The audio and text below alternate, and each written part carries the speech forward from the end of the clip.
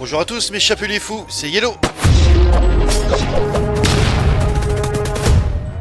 Pour dessiner le chapeau de la sorcière, nous allons commencer par un triangle. Je vais vous embêter avec les termes techniques, mais c'est un triangle équilatéral. Les trois côtés doivent être identiques absolument pour faire le chapeau de la sorcière. Sinon, il va être trop déformé et ça ne sera pas crédible. On va commencer par tracer le bord du chapeau, c'est-à-dire la partie qui s'écarte de la tête.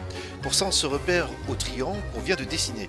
Cette base occupe uniquement le premier tiers bas de la hauteur. Depuis la pointe du triangle, on trace un trait légèrement en biais de chaque côté qui vient s'arrêter au même niveau, au premier tiers de la largeur aussi. Attention, cela nous laisse la place pour la calotte, c'est-à-dire la partie qui repose sur la tête. À ce moment-là, on peut dessiner une petite ceinture ou une lanière de cuir pour décorer la base. Enfin, les deux tiers restants de la hauteur serviront à construire le haut du chapeau, celui qui remonte avant de retomber un peu de travers avec cette forme biscornue typique des chapeaux de sorcière. Pour le haut du chapeau, j'aime lui donner un aspect un peu gonflé comme un ballon, pas complètement rond non plus, mais légèrement bombé, jusque dans la retombée, comme si la forme se découpé en 2 ou 3 boudins souples. Pour la base de notre chapeau, on va lui faire une vague qui remonte au départ et après qui redescend, et on va la faire à l'inverse après par en dessous. Ça forme un S vraiment aplati. Ensuite, ce que j'aime, c'est ajouter quelques détails. Au niveau de la base du chapeau, autour de la lanière de cuir,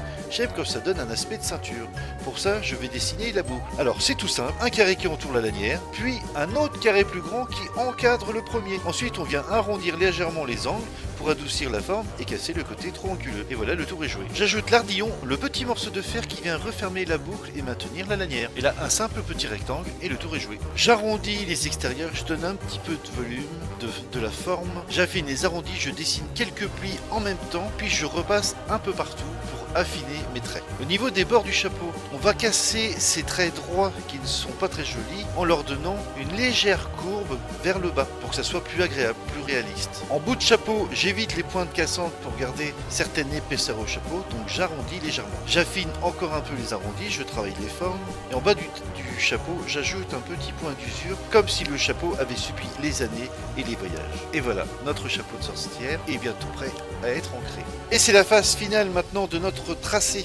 C'est là qu'on repasse les contours en noir, mais pas juste pour retracer. On affine, on corrige, on garde ce qui nous paraît le meilleur pour ensuite effacer le reste. On ajuste, on embellit, on rajoute même des plis supplémentaires, des épaisseurs, des meilleures formes d'arrondis. Plein de petites choses qui donnent un aspect beaucoup plus joli au final. Pour l'ombrage, on choisit d'où vient la lumière, mais peu importe la direction, je laisse tout autour du chapeau un fin liseré blanc où je ne passe pas du tout.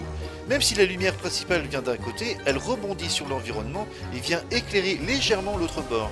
C'est ce qu'on appelle une contre-lumière ou le reflet de la lumière opposée. Cela permet de faire ressortir le volume du chapeau et de donner plus de relief au dessin. Et voilà, vous savez dessiner un chapeau de sorcière.